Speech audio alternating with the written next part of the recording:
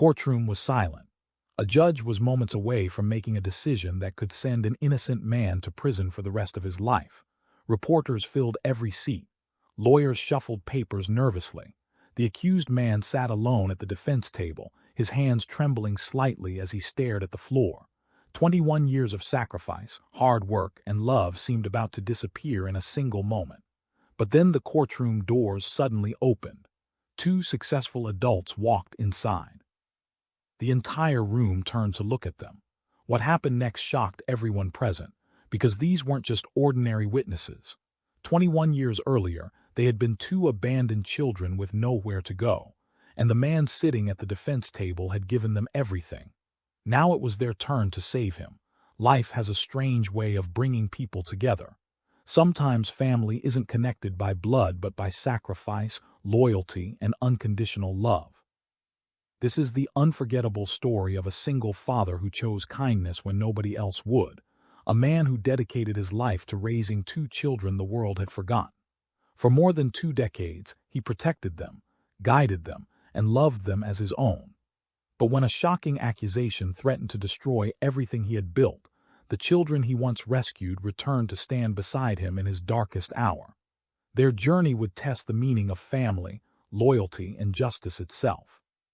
And before this story ends, an entire courtroom will witness a moment nobody could ever forget.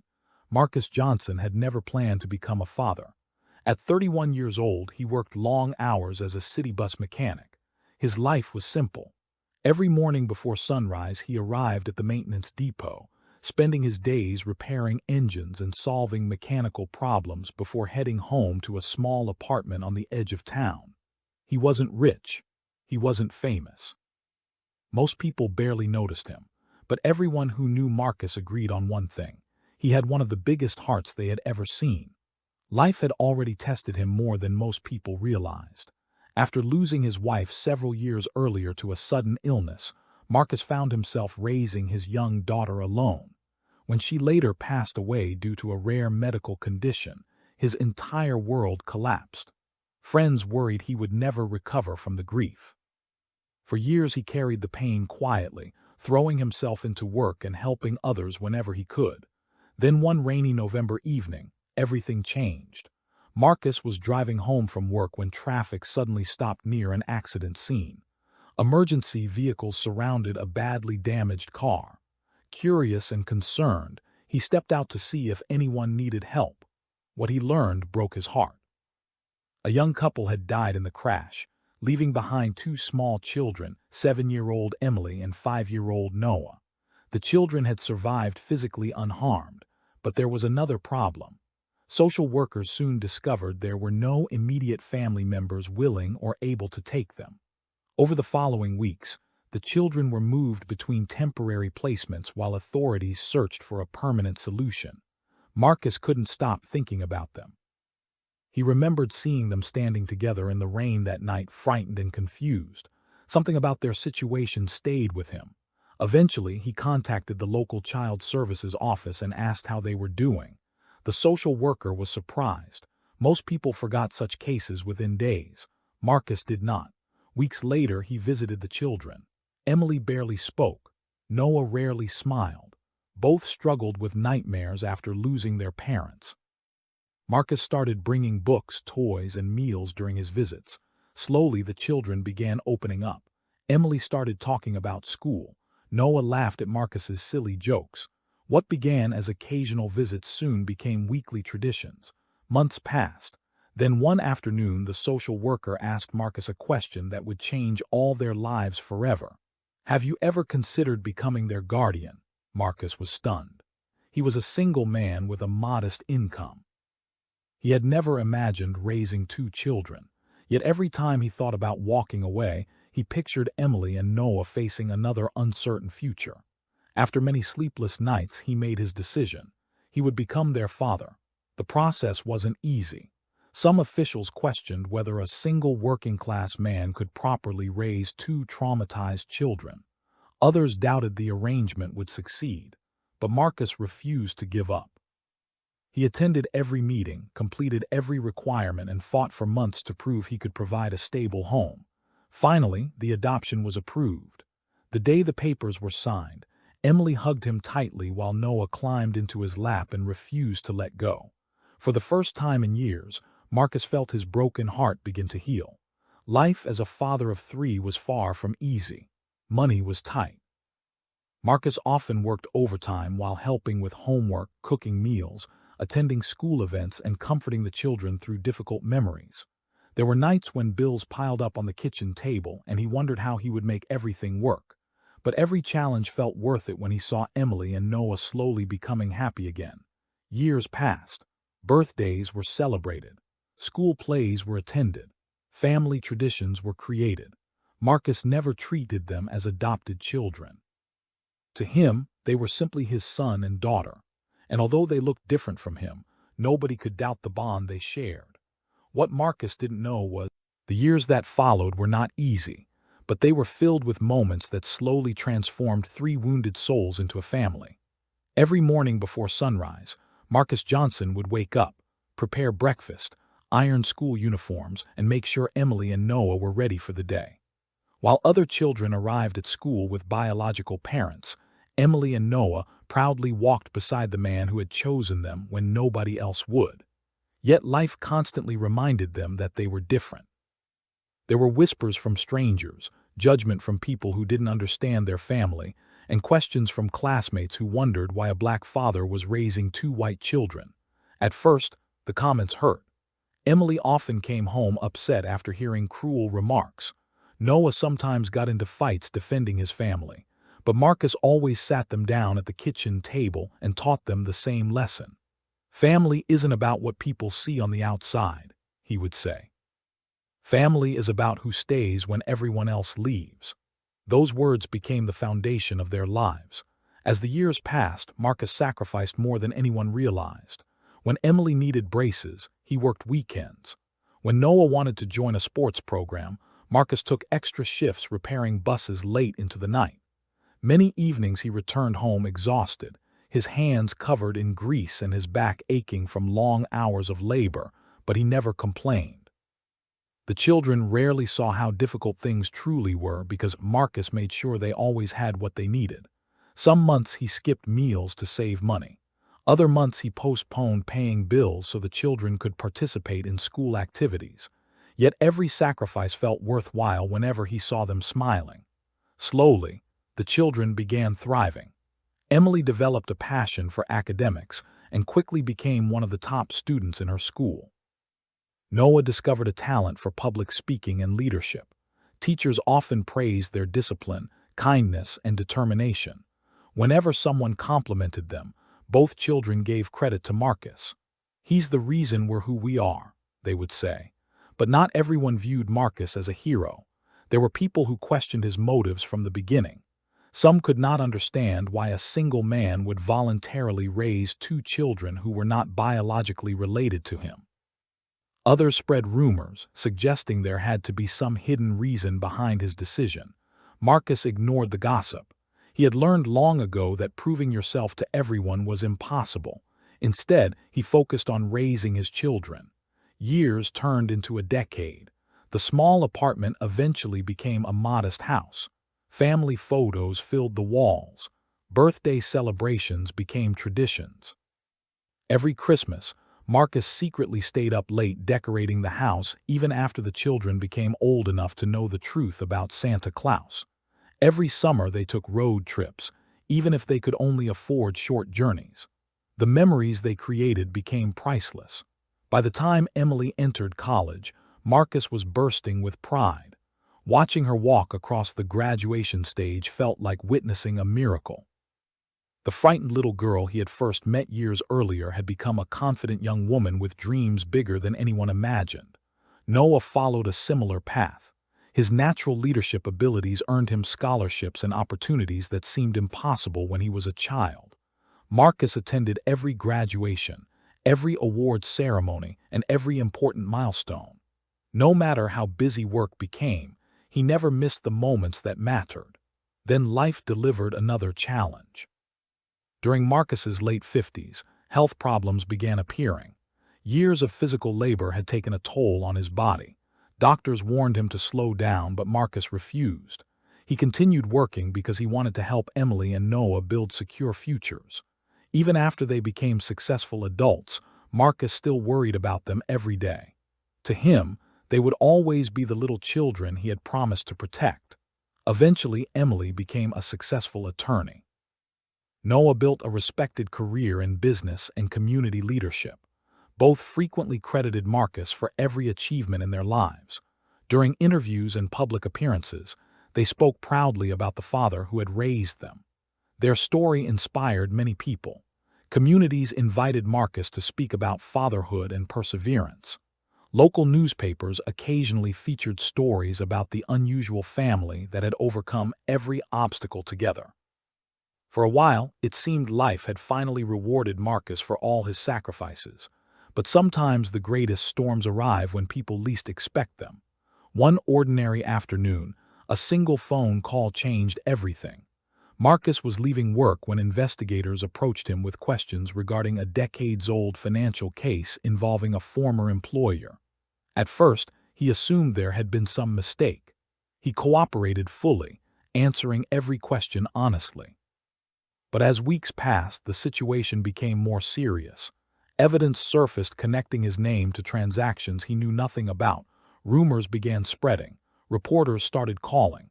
Friends became distant. Suddenly, the man known for kindness and integrity found himself at the center of a growing legal scandal. Marcus insisted he was innocent. Emily and Noah believed him without hesitation, but public opinion was changing rapidly. Headlines painted a different picture. Prosecutors appeared confident, and before long, the father who had spent 21 years protecting others found himself facing the fight of his own life. What nobody realized was that the children he once rescued were already preparing to do whatever it took to save the man who had saved them first. The courtroom battle was coming, and it would test their family in ways none of them could have imagined. The investigation that had started as a simple inquiry soon exploded into a full-scale legal battle. Within months, Marcus Johnson's face was appearing on local news stations, newspapers, and social media posts. Reporters stood outside his home hoping for a statement. Neighbors who had once greeted him warmly now avoided eye contact. Some people believed the accusations immediately, while others refused to accept that the man known for kindness and honesty could be guilty of the crimes prosecutors described. For Marcus, the most painful part wasn't the investigation itself. It was watching his reputation, built over more than 20 years, crumble almost overnight. Every sacrifice he had made, every child he had helped, every act of kindness he had performed suddenly seemed forgotten. Prosecutors claimed that years earlier, while working for a transportation contractor connected to the city, Marcus had knowingly approved documents linked to financial fraud. According to their theory, millions of dollars had disappeared through a complex scheme involving fake invoices and hidden accounts. Although Marcus's name appeared on several documents, he insisted he had never knowingly participated in any illegal activity. He explained that he had simply signed maintenance approvals and work orders as part of his job responsibilities. But the case was complicated, and public opinion often favored dramatic headlines over careful facts. As legal fees mounted, Marcus found himself facing a challenge unlike anything he had ever experienced. Many nights he sat alone at his kitchen table staring at old family photographs. Pictures of Emily and Noah filled every wall. There were photographs from birthdays, graduations, vacations, and countless ordinary moments that had once seemed unimportant. Looking at them now, Marcus wondered if everything he had worked for was about to disappear. If he lost the case, he could face years in prison. His home might be taken. His savings could vanish. Most painful of all, the family he had spent 21 years building would suffer because of something he had not done. Yet while Marcus struggled privately, Emily and Noah were quietly preparing their own response. Unlike the public, they knew exactly who Marcus was. They remembered every sacrifice. They remembered the nights he stayed awake when they were sick. They remembered how he worked extra shifts to buy school supplies. They remembered every birthday cake, every school event, every encouraging conversation when life became difficult. To them, Marcus was not the man described in newspaper headlines. He was their father, and they refused to stand by while he was destroyed. Emily immediately began reviewing every document connected to the case. By now, she had become a highly respected attorney with years of courtroom experience. The more evidence she examined, the more inconsistencies she discovered. Several financial records appeared incomplete. Important timelines did not match. Witness statements contradicted one another. Certain signatures seemed suspicious. Most importantly, Emily noticed that investigators had focused heavily on Marcus, while overlooking other individuals who had significantly greater access to the financial systems involved. Meanwhile, Noah used his professional connections to conduct his own investigation. His work in business leadership had given him access to experts in accounting, compliance, and corporate fraud. Together, they began assembling a team determined to uncover the truth. What they discovered shocked them. Hidden beneath thousands of pages of records was evidence suggesting that the fraud operation had been orchestrated by individuals far higher up the organizational chain. Several former executives appeared to have manipulated internal systems while using lower-level employees as convenient scapegoats. The deeper Emily and Noah investigated, the clearer the picture became. Marcus had never benefited financially from the scheme. His bank accounts showed no unusual deposits. His lifestyle remained modest throughout the entire period. There was no evidence that he had received money, property, gifts, or favors connected to the fraud. In fact, the records suggested he had been one of the few employees consistently reporting maintenance concerns and procedural issues that others ignored. Yet proving innocence in court required more than belief. It required evidence. The trial finally began nearly 2 years after the initial investigation. The courtroom was packed every day. Journalists filled the gallery. Community members arrived early to secure seats. Some came expecting justice. Others came expecting scandal. Marcus sat quietly beside his defense team, trying to remain calm. Though he maintained his innocence, the pressure weighed heavily on him.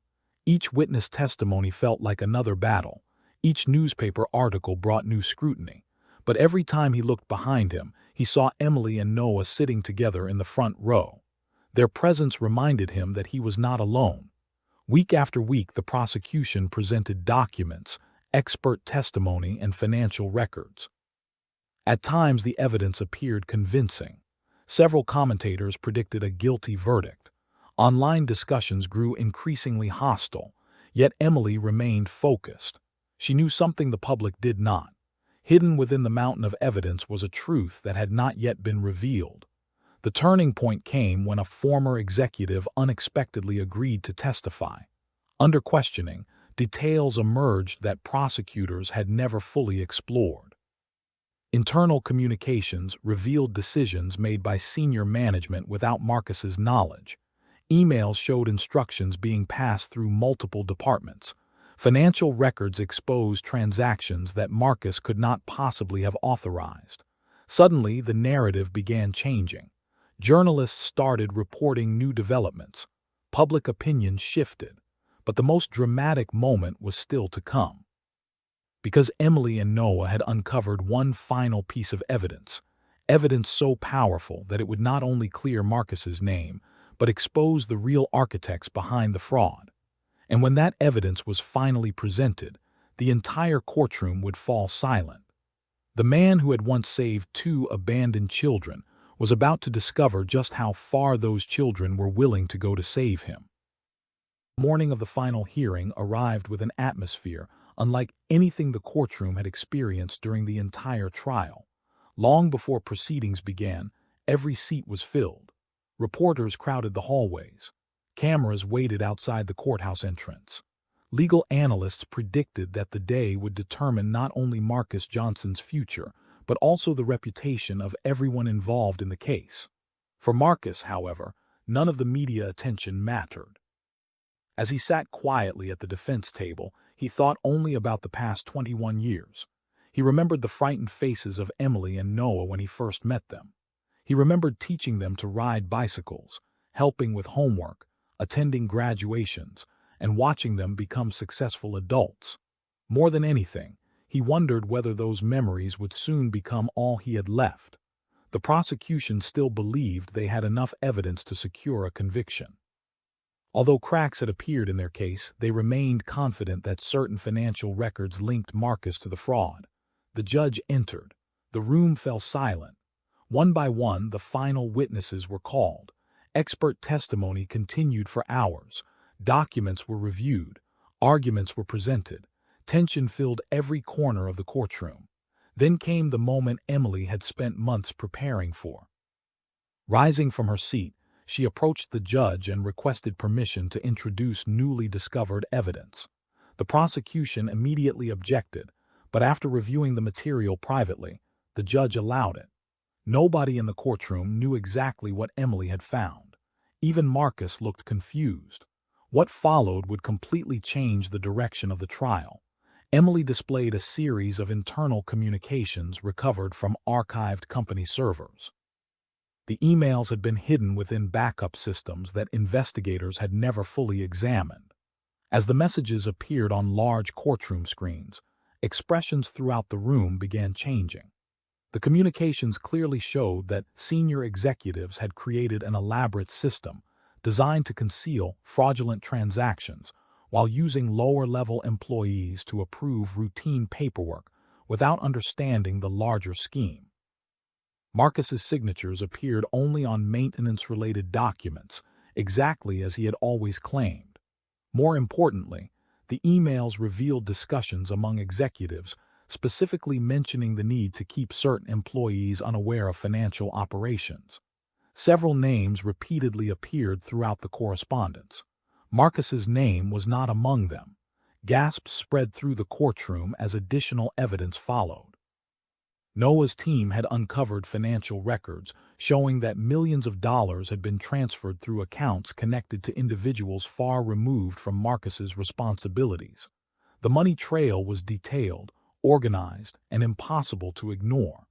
Experts testified that the transactions required access levels Marcus never possessed. Every piece of evidence pointed in the same direction. He had been innocent from the beginning. But Emily wasn't finished. The most emotional moment came when she stepped away from the legal documents and addressed the court personally. Looking directly at the judge, she spoke not only as an attorney but as a daughter. She described the man who had raised her. She told the court about the years Marcus spent working overtime to provide opportunities for children who were not biologically his. She explained how he sacrificed comfort, sleep, money, and personal dreams so two abandoned children could have a future. Noah followed with testimony of his own. His voice occasionally trembled as he described the countless moments when Marcus chose responsibility over convenience. He explained that every success he achieved in life existed because one man refused to walk away when everyone else had. By the time they finished speaking, many people inside the courtroom were wiping tears from their eyes. Even individuals who had arrived believing Marcus was guilty now viewed the case differently. Yet emotions alone could not determine a verdict. The judge spent hours reviewing the new evidence. The courtroom waited in anxious silence. Finally, late in the afternoon, the judge returned with a decision.